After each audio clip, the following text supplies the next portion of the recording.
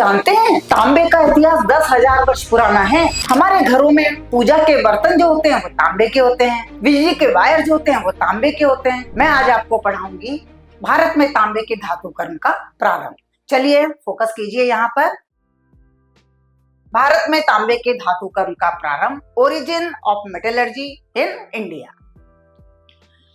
भारत में तांबे के धातु कर्म का प्रारंभ कैसे हुआ? तो उपमहाद्वीप में ताम्र युग के प्रारंभ से ही शुरू हो गया था। अनेक पुरातात्विक प्रमाण हैं जिसे को बल मिलता है कि तांबे और लोहे के निष्कर्षण की तकनीक में भारत में ही विकसित हुई थी। ऋग्वेद के अनुसार कपास को रंगने का कार्य होता था। उत्तर भारत के कई पॉलिश वाले मिट्टी के बर्तनों की सुनहरी चमक को दोहराया नहीं जा सका। और अब यह भी एक रासायनिक रहस्य है। इन बर्तनों से पता चलता है कि भट्टियों का ताप कितनी दक्षता से नियंत्रित किया जाता था। और कौटिल्य के अर्थशास्त्र में भी समुद्र से लवण प्राप्त करने का वर्णन है। पुराने वैदिक साहित्य में वर्णित अनेकों पदार्थ और कथन आधुनिक विज्ञान की खोज से मेल खाते हैं। तांबे के बर्तन आपने देखे ही होंगे। तांबे के बर्तन लोहा, सोना, चांदी के आभूषण और टेराकोटा तथा चित्रकार किए हुए मिट्टी के स्लेटी बर्तन उत्तर भारत के बहुत से पुरातत्व स्थलों से प्राप्त हुए हैं। सुश्रुत संहिता में शार्कों का महत्व समझाया गया है। ये थोड़ा हिस्टोरिकल है तो इस पे आप ध्यान दीजिए। चरक संहिता जो हमारा एक बहुत बड़ा ग्रंथ है, उसमें पुरातन काल के उन भारतीयों का उल्लेख है जिन्हें सल्फ्यूरिक और नाइट्रिक अम्ल, तांबे और जस्ते के ऑक्साइड, तांबे जैसे और लोहे के सल्फेट एवं शीशे तथा लोहे के कार्बोनेट से बनाया जाता था। रसोपनिषद में बारूद का विवरण है, बारूद जिसको कि गन मेटल कहा जाता है। तमिल साहित्य में भी गंधक, चारकोल, सॉल्ट पीटर यानी पोटेशियम नाइट्रेट पर और कपूर के उपयोग से पटाखे बनाने का विवरण है। नागार्जुन आप चित्र में देख सकते हैं, बहुत महान भारतीय वैज्ञानिक हुए हैं। वह एक विख्यात रसायनज्ञ, एल्केमिस्ट तथा धातु विज्ञानी थे। उनकी रचना रस रत्नाकर पारे के यौगिक से संबंधित है। उन्होंने धातुओं जैसे सोना, चांदी और तांबे के निष्कर्षण का भी विवेचना की है। एक पुस्तक रसारंभम आई थी। इसमें विभिन्न प्रकार की भट्टियों, ओवनों और क्रूसिबलों के अलग अलग उद्देश्यों के लिए उपयोगों की विवेचना की गई। इसमें उन विधियों का विवरण दिया है जिसे ज्वाला के रंग से धातु को पहचाना जाता था।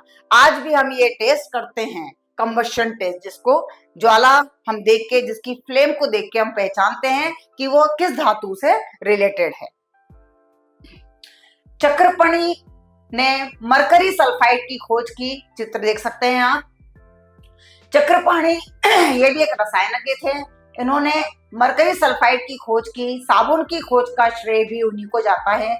उन्होंने साबुन बनाने के लिए सरसों का तेल और कुछ और भी उपयोग किए थे। भारतीयों ने 18वीं शताब्दी में साबुन बनाना प्रारंभ कर दिया था। साबुन बनाने के लिए अरंडी का तेल, महुआ के बीज और कैल्शियम कार्बोनेट का उपयोग किया जाता था। अजंता और एलोरा यहाँ की केव्स आपने देखी होंगी। तो अजंता और एलोरा की दीवारों पर पाई गई चित्रकारी जो अनेकों वर्ष बाद भी नई जैसी लगती है, पुरातन भारत में विज्ञान का ज्ञान शिखर पर होना सिद्ध करती है। वराहमिहिर की व्रत संहिता, जिसे 6ठी शताब्दी सी में लिखा गया था, एक प्रकार का विश्वकोश है। इसमें दीवारों, शब्दों, घरों, मंदिरों पर लगाए जाने वाले लसदार पदार्थ को बनाने की जानकारी दी गई है। इसे केवल पौधों, फलों, बीजों और छालों के रस से बनाया जाता था, जिन्हें उबालकर और गाढ़ा करने के बाद उनमें कई प्रकार के रेजिन मिलाए जाते थे। ऐसे पदार्थ का वैज्ञानिक तरीके से परीक्षण करने के पश्चात उनकी उपयोगिता का आकलन करना भी बड़ा ही रोचक होगा। अथर्ववेद आपने नाम सुना ही होगा। अथर्ववेद में रंजक, रंजक यानी पिगमेंट्स, रंजक का वर्णन है, जिनमें हल्दी, मंदिर, सूरजमुखी और लाख शामिल है। वराहमिहिर की व्रत संहिता, ये आपको याद रखना चाहिए, व्रत संहिता जो उन्होंने लिखा था, इत्र तथा कांतिवर्धकों का भी उल्लेख मिलता है। केश रंगने का रंग बनाने के लिए पौधे जैसे नील तथा खनिज तत्व उपयोग किया जाता था। गढ़ युक्ति में इत्र, मुख्य सुभाषित करने के द्रव, नहाने के पाउडर, सुगंध एवं टेल्कम पाउडर का भी उल्लेख मिलता है। चरक संहिता, चरक संहिता आप देख सकते हैं, यहाँ पर ये चित्र दिया गया है। चरक संहिता एक बहुत ही बड़ा ग्रंथ है आयुर्वेद का, तो ये नाम आपको याद रहना चाहिए। चरक संहिता भारत का सबसे पुराना आयुर्वेद का ग्रंथ है। इसमें रोगों के उपचार का विवरण दिया है। कणों के आकार को छोटा करने की संकल्पना की विवेचना चरक संहिता में स्पष्ट रूप से की गई है। कणों के आकार को अत्यधिक छोटा करने को नैनो टेक्नोलॉजी, जो आप सभी इसी टेक्नोलॉजी या इस टर्म से फैमिलियर हैं, नैनो टेक्नोलॉजी कहते हैं। चरक संहिता में धातुओं की भस्मों का उपयोग रोगों के उपचार में किए जाने का वर्णन है। तो ये आपको ध्यान होना चाहिए। कभी कभी एमसीक्यू में पूछा जा सकता है कि चरक संहिता में किसका वर्णन है, तो ये पॉइंट्स आपको याद होना चाहिए।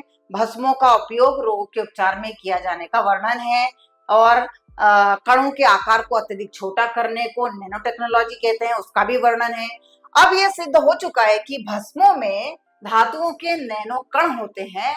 एल्केमी के क्षीण हो जाने के पश्चात औषधीय रसायन स्थिर अवस्था में पहुंच गया, परंतु 20वीं शताब्दी में पार्षद चिकित्सा शास्त्र के आने और इसका प्रचलन होने से यह भी क्षीण हो गया। इस प्रगतिरोधी काल में भी आयुर्वेद पर आधारित औषधि उद्योग का अस्तित्व बना रहा, परंतु यह भी धीरे धीरे क्षीण होता चला गया। नई तकनीक सीखने और अपने में भारतीयों को 100 से 150 वर्ष का समय लगा। इस समय बाहरी उत्पादन देश में प्रवेश कर गए, परिणाम स्वरूप देशज पारंपरिक तकनीक धीरे धीरे कम होती गई। तो यही कारण है कि हम अपने ही देश में देखते हैं कि आयुर्वेद का स्तर कम होता जा रहा है, जबकि आयुर्वेद विदेशों में ज्यादा प्रचलन में है ना।